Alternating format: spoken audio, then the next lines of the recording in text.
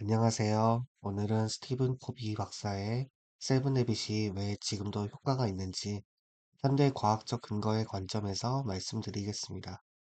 많은 자기 계발서가 시간이 지나면 유행처럼 사라지는데 세븐 헤빗은 왜 여전히 효과적일까요?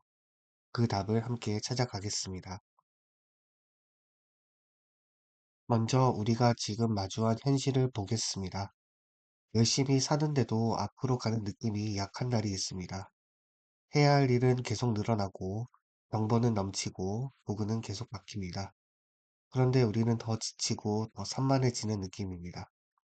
그래서 많은 사람들은 더 강한 의지, 더 좋은 앱, 더 좋은 요령을 찾습니다. 하지만 제가 오늘 말씀드리고 싶은 핵심은 이것입니다. 오래가는 변화는 대체로 요령이 아니라 원칙에서 시작됩니다. 첫 번째 이유입니다. 세븐 헤빗은 도구가 아니라 원칙을 다룹니다. 도구는 시대마다 바뀝니다. 10년 전에 썼던 앱과 지금 우리가 쓰는 앱은 완전히 다릅니다. 하지만 신뢰, 책임, 존중, 정직과 같은 원칙은 바뀌지 않습니다. 연구에 따르면 가치와 정체성에 연결된 목표는 순간적인 동기보다 더 오래 유지되는 경향이 있습니다. 원칙 중심의 접근은 선택의 기준을 만들어주고 그 기준이 흔들리지 않게 붙잡아 줍니다. 그래서 원칙은 단순한 철학이 아니라 지속성을 높이는 행동의 뼈대가 됩니다. 두 번째 이유입니다. 세븐헤빗은 의지력 찬양이 아니라 습관 설계에 가깝습니다. 많은 사람들이 실패의 이유를 의지로 돌립니다. 내 의지가 약해서 못했어. 하지만 행동과학은 반복과 환경, 그리고 자동화의 형성을 더 중요하게 봅니다. 습관은 단번에 만들어지지 않습니다. 자동성이 올라가기까지는 시간이 필요하고 사람마다 속도 차이가 큽니다. 그리고 중간에 하루 정도 빠졌다라고 해서 습관의 형성이 완전히 무너지는 것은 아닙니다. 진짜 문제는 실패 그 자체가 아니라 실패 이후에 복구할 수 있는 설계가 없다라는 점입니다. 이 지점에서 세븐헤빗의 강점이 나옵니다. 세븐헤빗은 완벽하게 지키는 체크리스트가 아니라 삶의 운영 체제를 바꾸는 훈련입니다. 그렇다면 구체적으로 어떻게 설계할 수 있을까요? 실행을 단단하게 만드는 검증된 장치 하나가 있습니다. 바로 실행 의도, 만약, 그러면 계획입니다. 형식은 한 줄입니다. 만약 특정 상황이 오면, 그러면 특정 행동을 한다. 이 한 줄은 의지를 덜 쓰게 만들고 행동의 시작을 자동화합니다. 예를 들어 보겠습니다. 주도적으로 살겠다라는 다짐은 너무 추상적입니다. 하지만 이렇게 바꾸면 어떨까요? 만약 오늘 아침에 일정표를 열면 오늘 가장 중요한 일을 하나를 30분 먼저 캘린더에 고정한다. 만약 회피하고 싶어지면 그러면 지금 할 수 있는 가장 작은 단위의 한 조각만 시작한다. 구체적인 상황과 행동이 결합이 되면 행동은 더 실제로 더 잘 발생하게 됩니다. 세 번째 이유입니다. 세븐헤빗은 개인의 성취만이 아니라 관계와 협력을 성과의 중심으로 둡니다. 현대의 성과는 혼자만의 능력으로 유지되기가 어렵습니다.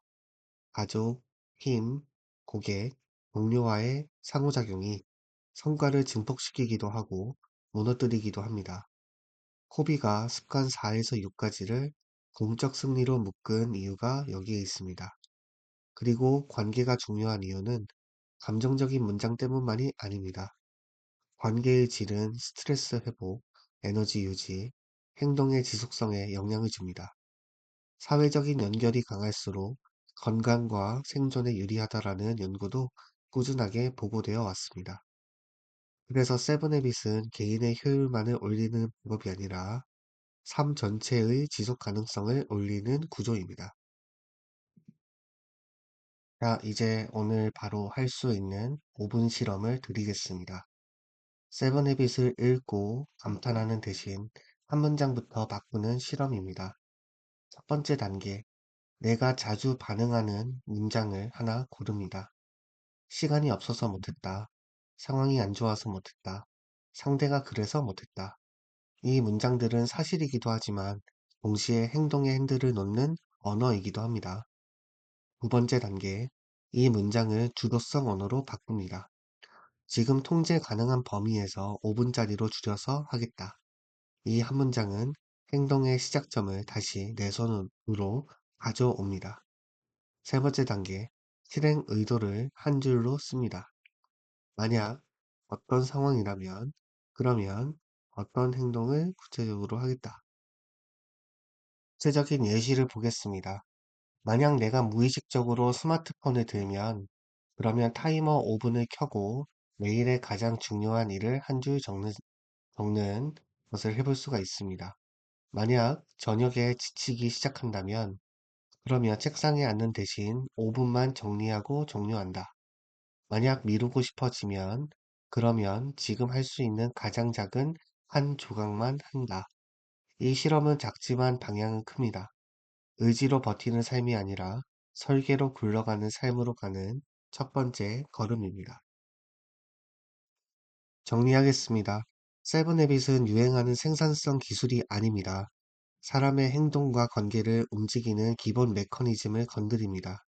원칙 중심, 습관 설계, 관계의 질, 이 세 가지가 만드는 지속 가능한 변화. 이것이 세븐헤빗이 지금도 효과가 있는 이유입니다. 의지로 버티는 삶이 아니라 설계로 굴러가는 삶. 오늘부터 시작해 보시길 바라겠습니다. 다음 편에서는 패러다임의 전환을 다루겠습니다. 같은 현실에서도 어떤 사람은 성장하고 어떤 사람은 소진되는 이유를 관점과 행동의 연결로 풀어가겠습니다. 감사합니다.